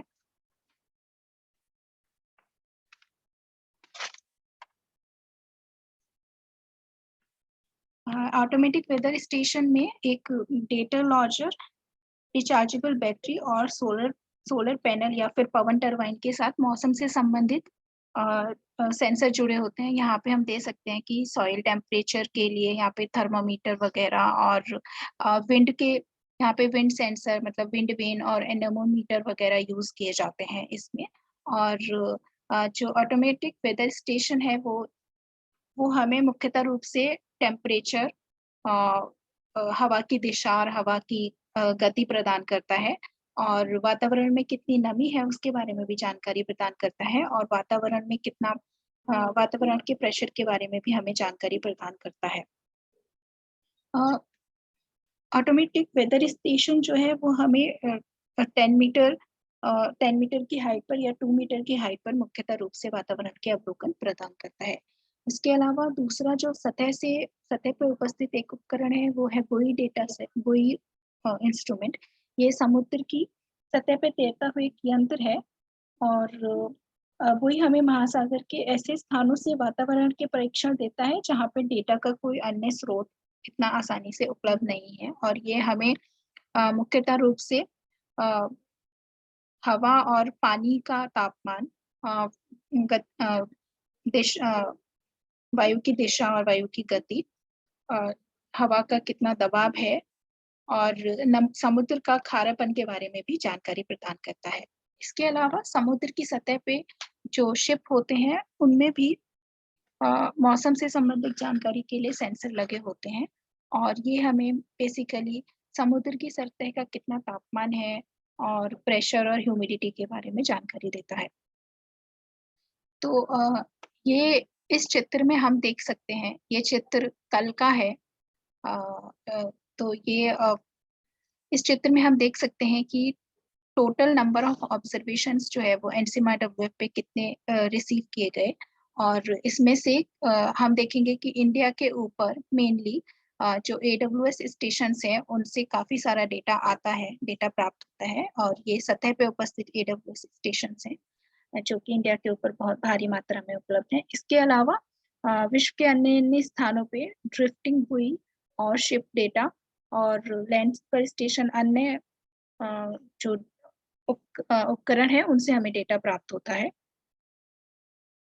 स्थानीय अपर एयर ऑब्जर्वेशन के अंतर्गत वेदर बलून्स आते हैं। वेदर बलून्स में रेडियो सॉन्डे है। रेडियो सॉन्डे में एक बैलून लगा होता है जो कि इसको जिसमें हीलियम भरा होता है जो कि इसको सतह से ऊपर ले जाने में सहायता प्रदान करता है और इसमें मौसम से संबंधित सेंसर भी लगे होते हैं। ये मेनली हमें तापमान और धरती से ऊपर एल्टीट्यूड की जानकारी देता है, विंड स्पीड, विंड डायरेक्शन और रिलेटिव ह्यूमिडिटी और एटमॉस्फेरिक प्रेशर के बारे में भी ये हमें जानकारी देता है। दूसरा जो वेदर बलून है वो पायलट बलून है जो हमें विंड डायरेक्शन और स्पीड के बारे में मेनली जानकारी देता है। इसके अलावा एयरक्राफ्ट ऑब्जर्वेशन हैं। एयरक्राफ्ट ज्यादातर विमानों पे मौसम से संबंधित सेंसर लगे होते हैं जो कि रिकॉर्ड करते रहते हैं और जमीन पे स्थित जो प्रेषक है उसके पास में भेजते रहते हैं। हवाई अड्डों पर मेनली हवा की गति, तापमान को उच्च रिजोल्यूशन पर प्राप्त किया जाता है, और जो एयरक्राफ्ट है वो हाई रिजोल्यूशन वर्टिकल प्रोफाइल भी देते हैं तापमान और वायु का, और विंड डायरेक्शन और विंड स्पीड भी बताते हैं। और उसके साथ साथ ये किसी भी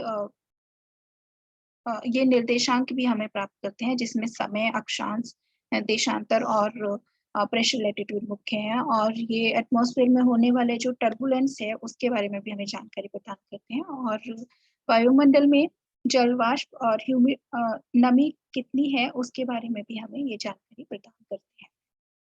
तो इस चित्र में हम देख सकते हैं कि एयरक्राफ्ट ऑब्जर्वेशंस जो हैं वो विश्व में कहाँ पे उपलब्ध हैं। तो इंडिया के ऊपर थोड़ा कम ऑब्जर्वेशंस उपलब्ध हैं। और ये चित्र जो है वो रेडियो सोंडे का के बारे में हमें जानकारी बताता है कि भारत और विश्व के ऊपर कहाँ पे कितने रेडियो सोंडे या फिर जो वेदर बलून्स है वो कहाँ से हमें डेटा प्राप्त होता है। ये सभी डेटा हमें एनसीएमआर पे प्राप्त हो जाता है। इसके अलावा रिमोटली सेंस्ड ऑब्जर्वेशंस, जैसा कि मैंने बताया, मुख्यतः उन स्थानों के लिए अत्यधिक महत्वपूर्ण है जहाँ पे हम इन सिटू ऑब्जर्वेशंस नहीं ले सकते, जैसे कि दक्षिणी महासागर या फिर अन्य एक्सट्रीम मौसम वाली जगह, जैसे कि जहाँ पे बहुत ज्यादा बर्फ जमी होती है खास करके। तो रिमोटली सेंस्ड ऑब्जर्वेशन में लैंड और स्पेस बेस्ड रडार और लाइडार है। रडार जो डेटा है वो हमें ये एक जमीन पे उपस्थित एक यंत्र होता है जो कि लाइट को एमिट करके और वातावरण से टकराकर वापस आने वाली लाइट को यूज करके कैलकुलेट करता है, और वातावरण में जो उपस्थित प्रेसिपिटेशन है उसके बारे में हमें जानकारी देता है। और हमें ये भी बताता है कि प्रेसिपिटेशन की गति के बारे में जानकारी देता है, और मेनली बताता है कि प्रेसिपिटेशन का प्रकार क्या है, या क्या ये वर्षा है या फिर ये हिमपात है या फिर ओलावृष्टि है। इसके बारे में हमें रडार जानकारी प्राप्त करता है। लिडार भी लक्ष्य पर लेजर का प्रकाश डालती है और टकराकर आने वाले परावर्तित प्रकाश के रिसीवर लौटने के समय को मापती है, और ये चलायमान जो लक्ष्य होता है उसके रेंज की जानकारी हमें प्रदान करती है। लिडार मुख्यतः पृथ्वी की सतह और समुद्र तल के क्षेत्रों का 3D प्रतिबिंब भी हमें प्रदान करती है।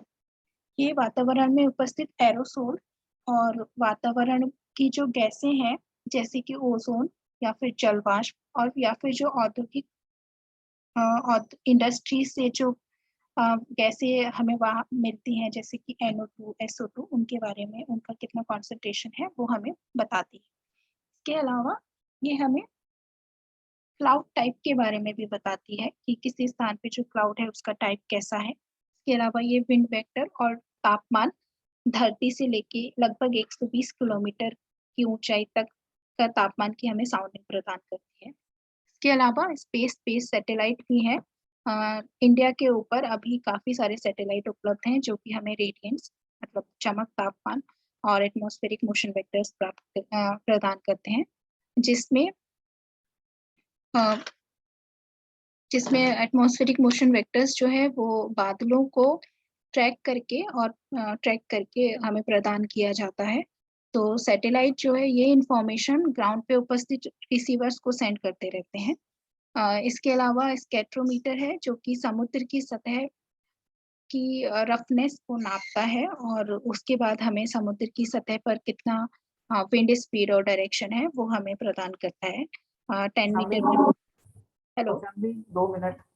Yes sir. No problem. तो हम देख सकते हैं कि खास करके पूरे विश्व में जो एटमॉस्फेरिक मोशन वेक्टर्स है वो बहुत सारे सैटेलाइट से हमें प्राप्त होता है, और इंडिया के ऊपर मेनली हमें इनसेट 3D, 3DR, मीटियोरसेट 8, हिमावारी 8 और मेटॉप 12 और से प्राप्त होता है, जिसमें मेटॉप 12 एक ध्रुवीय सैटेलाइट है। और इसके अलावा ये GPS radio occultation data set भी है जो कि हमें बहुत सारे सैटेलाइट और सैटेलाइट से प्रदान किया जाता है। इसके अलावा स्कैटरोमीटर विंड भी हम देख सकते हैं कि हमें प्रदान की जाती है स्कैटरोमीटर से। तो इसी के साथ मैं अपना जो व्याख्यान है वो खत्म करना चाहती हूँ। Thank you so much. धन्यवाद कौशाम्बी। Thank you sir. आपने बहुत अच्छे से ऑब्जर्विंग नेटवर्क का डिस्क्रिप्शन दिया, वर्णन किया, जो बहुत ही इम्पोर्टेंट है, खास करके मीडियम रेंज हमारे संस्थान में जो मध्यम अवधि का पूर्वानुमान हम करते हैं, उनमें ये जो ऑब्जर्वेशनल नेटवर्क जो है, जो हमारा अवलोकन तंत्र है, उसका डेटा सिमुलेशन में काफ़ी इस्तेमाल होता है इन सभी डेटा का, और रियल टाइम में ये सब डेटा उपलब्ध होते हैं। तो अब इसी के साथ ही मुझे लगता है कि आप आज के संगोष्ठी के सारे जो वक्ताओं का जो वक्तव्य है समाप्त होता है। मैं एक बार फिर से आप सभी वक्ताओं को धन्यवाद देना चाहता हूं, हमारी तरफ से, आयोजन समिति की तरफ से तथा संस्थान के सभी वरिष्ठ वैज्ञानिकों की तरफ से, प्रमुख महोदय की तरफ से आप सभी का बहुत बहुत धन्यवाद। आपने अपना समय दिया, आप हमसे जुड़े और कई सारे वक्ताओं के जो प्रेजेंटेशन थी, जो व्याख्याएं थी, उनको लेकर के हम कोशिश करेंगे कि आगे हम आप सभी से जुड़ सकें। मेरा आप सभी वक्ताओं से अनुरोध है कि आप लोग अपना कम से कम वक्ता लोग अपना वीडियो ऑन कर लें। पैनल डिस्कशन के लिए मैं अपने संस्थान के वरिष्ठ वैज्ञानिकों को आमंत्रित करना चाहूँगा। श्री हमारे प्रमुख महोदय डॉक्टर आशीष मित्रा, जो वक्ता लोग हैं डॉक्टर सुब्रता मिश्रा, डॉक्टर रमेश यादव, आलोक सागर गौतम, अगर आप हैं तो आप भी प्लीज अपना वीडियो ऑन कर लें। तो एक बार हम ग्रुप पिक्चर भी ले लेंगे इसी बहाने, और फिर हम कोशिश करेंगे कि इस संगोष्ठी के समापन से पहले जो कंक्लूडिंग हमारा जो क्या टेक होम मैसेज है, उस पर एक बार बहस डिस्कशन कर लिया जाए। डॉक्टर रमेश यादव, बोलिए। हाँ, आपका वीडियो ऑन है? हाँ, वीडियो ऑन है। Thank you. Alok, yes sir. हाँ जी, सॉरी, मैं गैलरी पे। ओके। सो मैं पैनल में हमारे यहाँ से डॉक्टर राघवेंद्र आश्रित हैं, हमारे प्रमुख महोदय हैं देवाशीष महापात्रा। मैं आप सभी का स्वागत करता हूँ, और मैं आपसे अनुरोध करूंगा कि आप लोग अगर कोई विशेष पॉइंट है, किसी का कोई क्वेश्चन हो, कोई सवाल हो वक्ताओं से, तो आप निसंकोच पूछें। हमारे संस्थान के वरिष्ठ वैज्ञानिक डॉक्टर राजन भी उपलब्ध हैं, उनसे भी टिप्पणी ली जा सकती है। सर, आप म्यूट हैं मित्रा सर। नहीं, मेरे सामने कोई बैठा है, मैं उनसे बात कर रहा था। अच्छा। या तो मैं पहले तो धन्यवाद दूंगा सारे स्पीकर को, बहुत ही इम्पोर्टेंट टॉपिक था। तो एक जो बिंदु बनता है इससे कि जैसे मॉनसून पे यादव जी ने बताया, और एरोसॉल में, और AIML, so these are all very important topics. तो एक मेरा रिक्वेस्ट है कि इससे जो एक्शन पॉइंट और हम सुझाव लेंगे कि डॉक्टर सुब्रता मिश्रा, जो उन्होंने काफी बताया कि कैसे पृथ्वी मंत्रालय में काम हो रहा है, तो हम आगे उनका मदद लेंगे कि बिकॉज वो एक्सपर्ट हैं कम्युनिकेशन के, और इतने सारे आर्टिकल लिख चुके हैं। जो हम लोगों का एनसीआरएफ का काम है, और IITM में भी जो मॉडलिंग का काम होता है, ये बहुत ही टेक्निकल काम है। तो इसको कैसे लोगों तक पहुंचाया जाए, जैसे जो लास्ट टॉक था कौशाम्बी का, तो उन्होंने थोड़ा ही कुछ दिखाया कि कितने टाइप के डाटा यूज होते हैं। तो ये हाईली टेक्निकल वर्क है। डाटा के बाद फिर सुपर कंप्यूटर यूज होता है, फिर मॉडल यूज होता है। तो एक काम हम लोगों का हिंदी के माध्यम में कि इसको कैसे लोगों तक पहुंचाएंगे, तो कुछ मॉड्यूल बनाएंगे, हैंडआउट्स या तो कुछ टॉक, जिसमें कॉमन मैन और सिटीजन को हिंदी में ये बता पाए या रीजनल लैंग्वेज में कि ये जो एडवांस्ड मॉडलिंग का काम है पृथ्वी मंत्रालय में, हर एक सेंटर में होता है, पूना में और यहाँ पे इंशोर्नोलॉज में और इनकॉइस जो है, तो इसको मतलब आगे कैसे बढ़ाया जाए, ये एक रिकमेंडेशन विल नोट करेंगे कि कोई स्पेशलिस्ट या किसी को हायर कर सकते हैं जो हिंदी के साइंटिफिक एक्सपर्ट्स हैं, वो एक चीज है।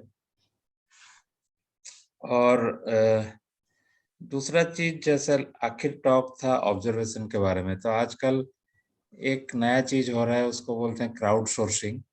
तो उसमें कॉमन मैन सिटीजन सबको इन्वॉल्व करके हाउ टू कलेक्ट डेटा, वो डाटा हम यूज करते हैं मॉडल में, मॉडल को इम्प्रूव करने के लिए या तो मॉडल का फोरकास्ट को वैलिडेट करने के लिए।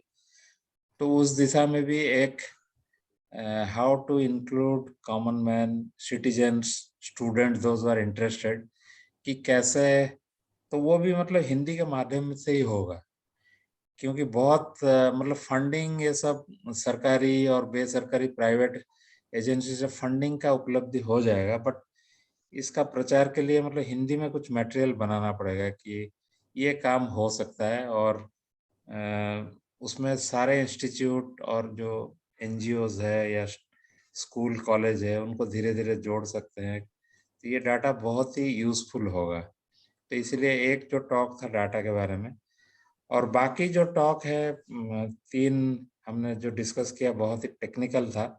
तो जैसे मैंने पहले बताया कि एरोसोल का इम्पैक्ट है, तो एरोसोल प्रदूषण के चलते या नेचुरल एरोसोल हाउ उसका ऑब्जर्वेशन को कैसे बढ़ाए, उसको मॉडल में कैसे डाले, वो एक बिंदु है।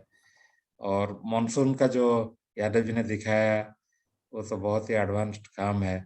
मेरा एक सवाल रह गया था कि जैसे आपके आईआईटी मॉडल में ये जो आपने टेलीकनेक्शन दिखाया, वो मतलब आपका आईआईटी मॉडल उसको रिप्रोड्यूस कर पा रहा है या नहीं, या उस दिशा में कुछ रिसर्च वो लोग कर रहे हैं कि इस टेलीकनेक्शन को कैसे मॉडल में उतारा जाए? सर अभी तो हम अभी अपना जो रिसर्च है उसका प्रचार कर रहे हैं ताकि लोगों को ओके। पता भी चले, क्योंकि हाँ लोग हाँ। हम लोग तो जैसे अपना रिसर्च पब्लिश कर दिए, उसके बाद हमारा सबसे बड़ा काम होता है उसका एडवर्टाइजमेंट करना, और एडवर्टाइजमेंट हम खुद करेंगे।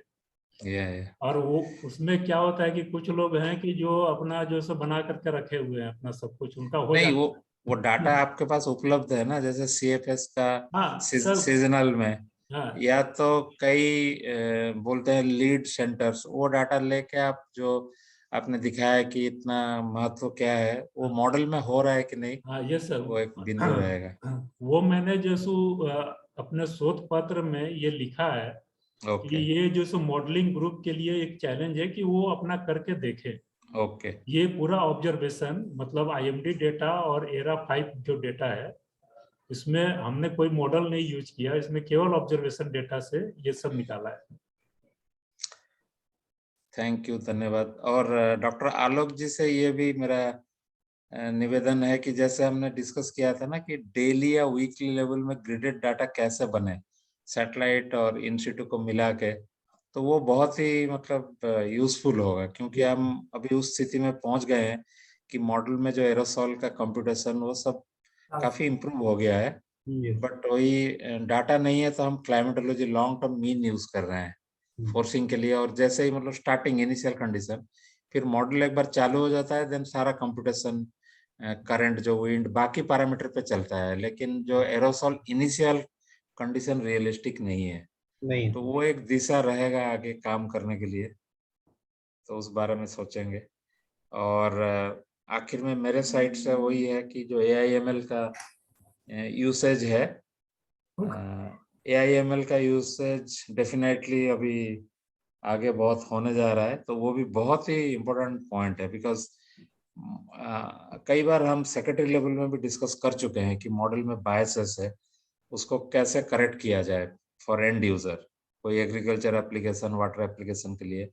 तो इसीलिए एक जो टॉक AIML डाटा साइंस के बारे में था, उसको भी हम आगे बढ़ाएंगे और इसमें कॉलेज यूनिवर्सिटी सबको इन्वॉल्व करेंगे। तो मेरे साइड से ये कुछ पॉइंट्स थे। धन्यवाद। अभी सर अभी आई थिंक तीर्थंकर का मैसेज आया, वो उनको पता ही नहीं चला, वो प्रेजेंट करते ही रह गए। सो हमने कोशिश नहीं, की उनका और एक स्पेशल टॉक इंग्लिश में दूसरे दिन हम करवा रखवा देंगे। लेंगे। दैट्स व्हाट मैं वही सोच रहा था, मैंने उनसे बोला है कि अगर एक बार फिर से पैनल डिस्कशन में आ जाए तो उनका कुछ क्लास भी था, स्टूडेंट्स को भी उन्होंने इनवाइट किया था, तो ही केप्ट ऑन टॉकिंग। तो मुझे लगता है कि वो हमने संपर्क करने की कोशिश की, पर वो शायद फोन वगैरह म्यूट करके रखा था। अभी उन्होंने मैसेज किया कि सॉरी मुझे पता भी नहीं चला।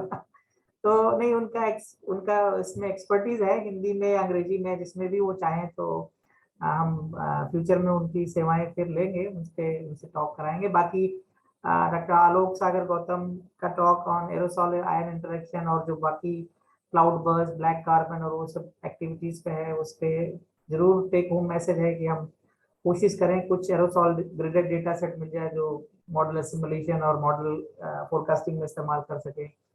रमेश का काम ऑफ कोर्स वो हमेशा मॉडलर्स को चैलेंज करते हैं, तो उनका जो उनका कोशिश करेंगे। हम तो सीजनल मॉडल रन नहीं करते अभी ऑपरेशनली, बट ये एक इन्वेस्टिगेशन का हो सकता है। तमाम सारे रिसर्च स्कॉलर हमारे यहाँ हैं जो एनसीए मॉडल में, वो इस चैलेंज को आगे ले सकते हैं।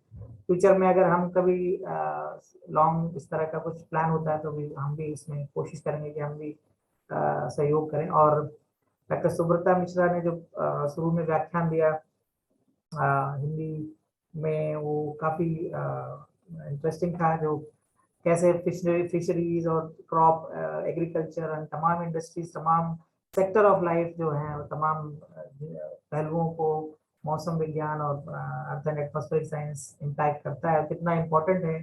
फ्यूचर में भी ऑफ कोर्स ये बहुत फ्यूचरिस्टिक जो आर्टिफिशियल इंटेलिजेंस हुआ, मशीन लर्निंग हुआ, डीप लर्निंग हुआ, इनका इस्तेमाल अब बहुतायत होने ही वाला है। तो ओवरऑल अच्छा रहा मुझे मुझे मैंने कोई इंटेंशनली किसी को, मैं जब ये पैनल इसके लिए बात चली थी संगोष्ठी के लिए, तो जो भी मिलता गया मैंने अप्रोच किया। कुछ लोगों ने मना किया, कुछ लोग तैयार हुए, बट तीर्थंकर मेंशन एक बार उन्होंने मेंशन किया कि आपका जो स्पीकर्स हैं वो देश के चारों तरफ से, चारों कोनों से हैं। कोई पुणे से है, कोई गोवा से है, कोई उत्तराखंड से है, कोई बंगाल से है। तो ये एक अपने आप बन गया, बट ये अच्छा लगा कि देश के अलग अलग भागों से हिंदी बोलने वाले शायद नोएडा में भी बहुत मिल जाते हैं, लेकिन वो अलग अलग भागों से लोगों का रिप्रेजेंटेशन होना एक बहुत अच्छी बात है। तो आप सभी हमसे जुड़े। अच्छा, वो कैमरा ऑन करके ग्रुप फोटो ले सकते हैं? हाँ सर, क्योंकि और सब भी नंबर अभी 50 पार्टिसिपेंट्स हैं, जी। जिनका भी कैमरा है आई थिंक ऑन कर लीजिए। और हाँ सभी लोग हैं। वो ऑप्शन है ना क्या, गैलरी या क्या? चलिए अजय, मैंने ले लिया सर। मैं कोशिश एक बार फिर से, अगर सभी ऑन कर रहे तो मैं एक बार ले लेता हूँ। ये तीर्थंकर, जी हाँ बोलिए, आप अपना कैमरा, that happened हाँ आप बोलिए, कैमरा ऑन कर दीजिए एक बार अगर हो सके तो। हाँ हाँ बोलिए। पता नहीं चला कब वो डिस्कनेक्टेड हो गया। एक्चुअली हमारे इंस्टीट्यूट में हम सेंट्रल यूनिवर्सिटी का नेटवर्क बहुत खराब है। जा नहीं सके, तो घर से काम किया। वहाँ पे थोड़ा बहुत प्रॉब्लम चल रहा है, तो नहीं बंद था ऑफिस, नहीं कोई बात तो घर से किया। पता नहीं, कभी तो ऐसा होता नहीं। नहीं, that's okay, कोई बात नहीं। हम यही बात कर रहे बहुत हैं। बैड लगा, मैं बोलने के बाद मुझे पता चला कि ये सारे नहीं, हम भविष्य में कभी आपसे टॉक करा लेंगे इंग्लिश में या हिंदी में, जो भी AI/ML पर, तो उसकी चिंता नहीं है। आप समय दिया आपने, बहुत बहुत धन्यवाद। मुझे लगता है कुछ नेटवर्क का इशू है, आपके पीछे आवाज आपकी बहुत साफ आ रही है, माइक्रोफोन बहुत अच्छा है। पीछे पे वो पपी है की आवाज भी सुनाई पड़ी थी शुरू में।